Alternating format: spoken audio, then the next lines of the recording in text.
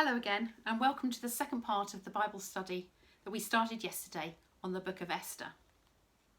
At this point, I should apologise for the background noise that was on the video yesterday. My cat decided that he would join me and snore through the entire thing. So if you picked up rumbling noises, it wasn't me, it was the cat. I have evicted him from this session and hope he doesn't break in, and I hope that you manage to stay awake. I also apologise for the speed with which we're studying this book, and I'm sure that as we go through it, a lot more things are occurring to you than I'm bringing out of the story. And that is the restriction of a Bible study where I'm just speaking into a camera. We can't exchange views. And so if you do want to make some comments on the bottom of this channel, please do add your comments to it. It will be very interesting to see what you have to say. So we left Esther preparing to take on the king in an attempt to save her people from genocide. The king, I'll remind you, is unaware that she is a Jew, and she is in really great danger.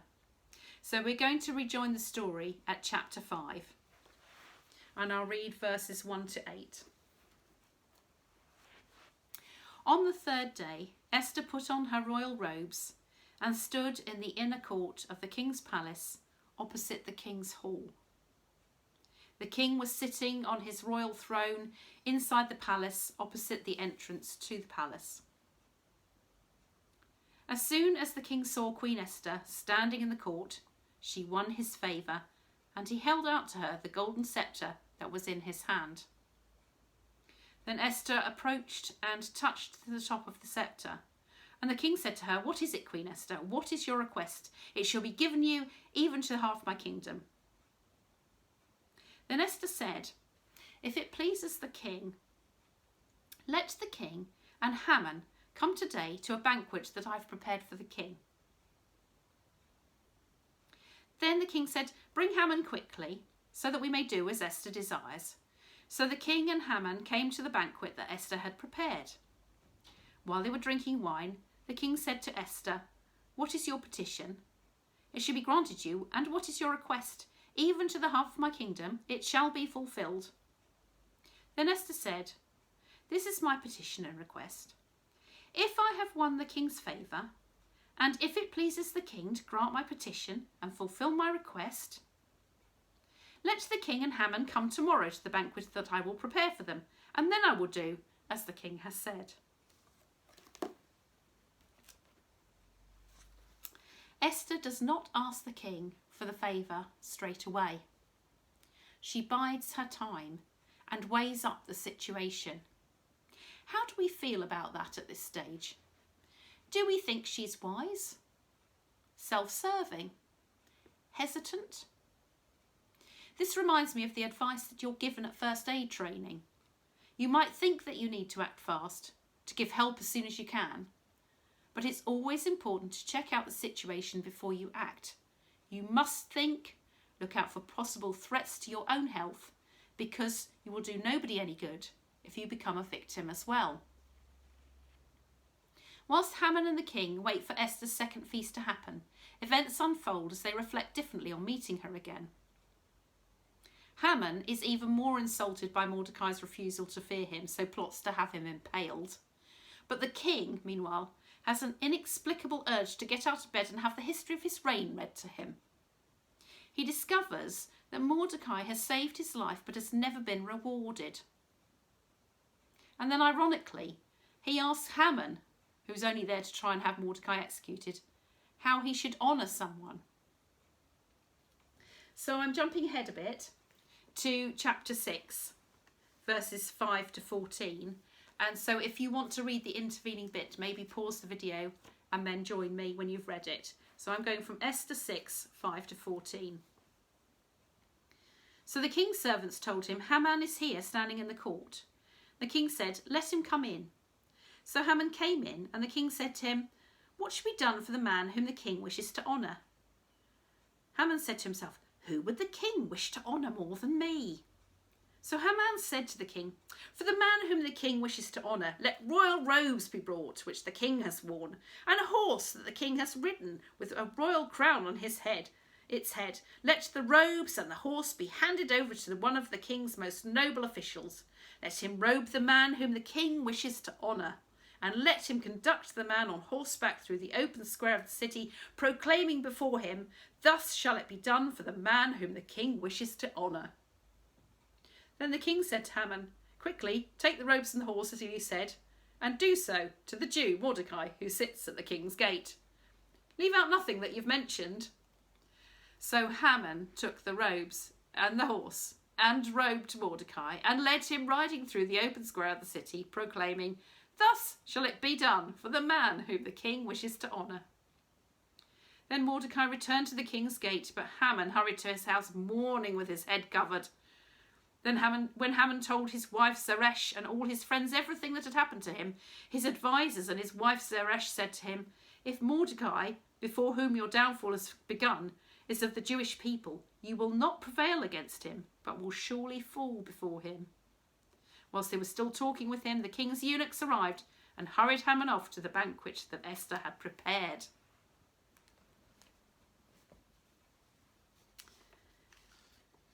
Again, it seems to me that although God is never mentioned, there is an implication that godly coincidences are placing people in the right place at the right time, and it is God's desire that his chosen people should survive. The comments of Haman's wife and friends in verse 13 show us that the Persians seem perfectly aware that the God of the Jews is great and powerful. So God must be talked about, even if the author has chosen not to tell us explicitly that this is the case. So should we think about this? Do we need to tell people how powerful God is? Can we get this message across in other ways that speak to people just as clearly? Is our witness to God's love through the way we live our lives just as important as our verbal witness? At the second banquet, even though the political landscape is shifting subtly, Esther and her people are still not safe. And she's taking a great risk in telling the king of Haman's plans and clearly identifying herself with the Jewish people. Again, timing, God's timing, is influential in how the scenario plays out. So I'll read you chapter 7. So the king and Haman went to feast with Queen Esther. On the second day, as they were drinking wine, the king said to Esther, what is your petition, Queen Esther? It shall be granted you. And what is your request? Even to half my kingdom, and it shall be fulfilled. Then Queen Esther answered, if I have won your favour, O king, and if it pleases the king, let my life be given me. That is my petition. And the lives of my people. That is my request. For we have been sold, I and my people, to be destroyed, to be killed and to be annihilated.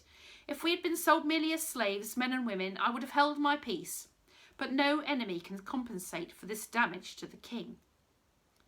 Then King Ahasuerus said to Queen Esther, who is he and where is he who has presumed to do this? Esther said, a foe and enemy, this wicked Haman. Then Haman was terrified before the king and queen. The king rose from the feast in wrath and went into the palace garden, but Haman stayed to beg his life from Queen Esther, for he saw that the king had determined to destroy him. When the king returned from the palace garden to the banquet hall, Haman had thrown himself on the couch where Esther was reclining, and the king said, will he even assault the queen in my presence in my own house? As the words left the mouth of the king, they covered Haman's face. Then Harbona, one of the eunuchs in attendance on the king, said, look, the very gallows that Haman has prepared for Mordecai, whose words save the king, stand at Haman's house, 50 cubits high. And the king said, hang him on that. So they hanged Haman on the gallows that he had prepared for Mordecai, and the anger of the king abated.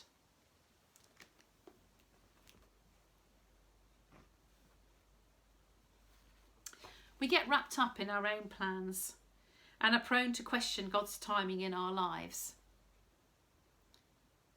Does this shake our faith in God, or do we recognise that God's answer to our prayers is sometimes no, or not yet.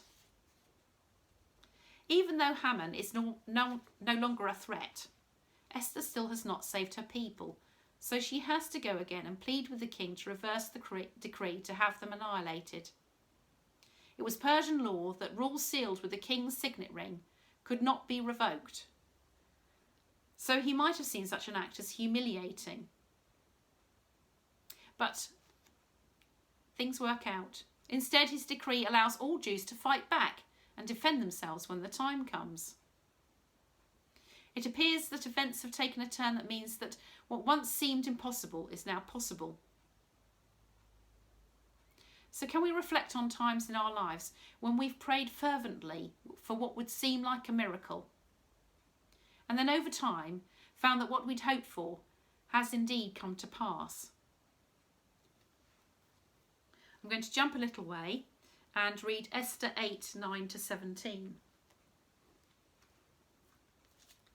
The king's secretaries were summoned at that time in the 3rd month, which is the month of Sivan, on the 23rd day, and an edict was written according to all that Mordecai commanded, to the Jews and to the satraps and the governors and the officials of the provinces from India to Ethiopia, 127 provinces, to every province in its own script, and to every person in its own language, and also to the Jews in their script and their language. He wrote letters in the name of King Ahasuerus, sealed them with the king's ring, and sent them by mounted couriers riding on fast steeds bred from the royal herd. By these letters the king allowed the Jews who were in every city to assemble and defend their lives, to destroy, to kill, and to annihilate any armed force of any people or province that might attack them, with their children and women, and to plunder their goods on a single day throughout all the provinces of King Ahasuerus on the 13th day of the 12th month, which is the month of Adar. A copy of the writ is to be issued as a decree in every province and published to all peoples, and the Jews were to be ready on that day to take revenge on their enemies. So the couriers, mounted on their swift royal steeds, hurried out, urged by the king's command. The decree was issued in the citadel of Susa. Then Mordecai went out from the presence of the king, wearing royal robes of blue and white, with a great golden crown and a mantle of fine linen and purple, while the city of Susa shouted and rejoiced. For the Jews there was light and gladness, joy and honour, in every province and in every city. Wherever the king's command and his edict came, there was gladness and joy among the Jews, a festival and a holiday. Furthermore, many of the peoples of the country professed to be Jews, because the fear of the Jews had fallen upon them. This seems like a happy ending, but we're only at chapter 8. My 21st century mind thinks, oh, if only the tale had stopped there, I could reconcile it nicely with my understanding of the New Testament. But we do need to read on, because events snowball from there, and the Jews take their revenge. I'm just going to read to you chapter 9, verses 5-16. So the Jews struck down all their enemies with the sword, slaughtering and destroying them, and did as they pleased to those who hated them. In the citadel of Susa the Jews killed and destroyed 500 people. They killed Parshadantha, Dalphon, Aspatha, Poratha, Adalia, Aridatha, Parmathta, Arisai, Aridai, Phisatha, the 10 sons of Haman, son of Hammedatha, the enemy of the Jews, but they did not touch the plunder. That very day the number of those killed in the citadel of Susa was reported to the king. The king said to Queen Esther, in the citadel of Susa the Jews have killed 500 people, and also the 10 sons of Haman. What have they done in the rest of the king's provinces? Now what is your petition? It shall be granted you. And what further is your request? It shall be fulfilled. Esther said, if it pleases the king, let the Jews who are in Susa be allowed tomorrow also to do according to this day's edict, and let the 10 sons of Haman be hanged on the gallows. So the king commanded this to be done. A decree was issued in Susa, and the 10 sons of Haman were hanged. The Jews who were in Susa gathered also on the 14th day of the month of Adar, and they killed 300 people in Susa, but they did not touch the plunder. Now the other Jews who were in the king's provinces also gathered to defend their lives and gained relief from their enemies and killed 75,000 of those who hated them, but they laid no hands on the plunder. This was on the 13th day of the month of Adar, and on the 14th day they rested and made that day of feasting and gladness. This illustrates one of the problems that we can encounter with the Old Testament. In our eyes, it appears that God has delivered his people, but instead of rejoicing peacefully, they take full advantage of the situation and fight back, not just to defend themselves, but to completely obliterate their enemies. These are the actions of people who have lived in fear, who see an opportunity to make sure that they're not threatened again in the future. So we have the question, how does this fit in with our Christian understanding of God's love and with Jesus' command? Luke 6:35 and 36. Love your enemies, do good to them, lend to them without expecting to be repaid. You must be compassionate, just as your Father is compassionate. Can we use the stories of the Old Testament as a shocking way to prompt our thoughts further? Can we use them to shine a light on human nature and therefore on our own morality? Can we take this story and use it in a useful way?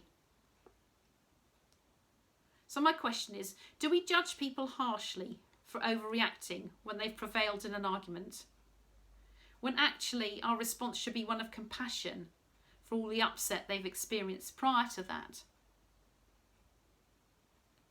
And on the other side of the coin, are there times when we feel justified, having won an argument, in continuing to press our point or humiliate our opponent, or go on relating the story to others so that that person appears in a bad light, when the kind, gracious reaction would be to leave it there and move on? So the letter of Esther finishes with a description of Purim, the feast still celebrated annually to remember a time when sorrow was turned into gladness and their mourning into joy. And we're told that Mordecai was greatly respected because he continued to speak up for the welfare of the people and their children. So despite the fact that this book is named for Esther, it says of Mordecai, who were hailed as great leaders in the end. This doesn't, however, stop us from admiring Esther for her courage, her wisdom, and her tenacity. And it doesn't detract from the feeling that we are left with, that if God had not been with her and Mordecai, events would have played out tragically differently. I hope you've enjoyed this Bible study and have felt encouraged to read the book in its entirety and spend more time with it. I encourage you to dip into some of our other Bible studies if you've not already done so. You may not agree with everything I've said, and only having the 2 short sessions, I probably haven't pulled out of it all the points that you might have chosen to think on. So I hope it's prompted you in your own reflections. I would invite you to finish with me in prayer. Loving God, who walks with us day by day, may we be always conscious of your presence in our lives. Teach us how to see your purpose for us and give us patience to trust that your timing is the right timing. Speak to our hearts as we study the Bible and show us the truth of what we are reading. Help us to see when we can behave better towards each other. Show us ways in which we can witness to your great love for the world and everything in it.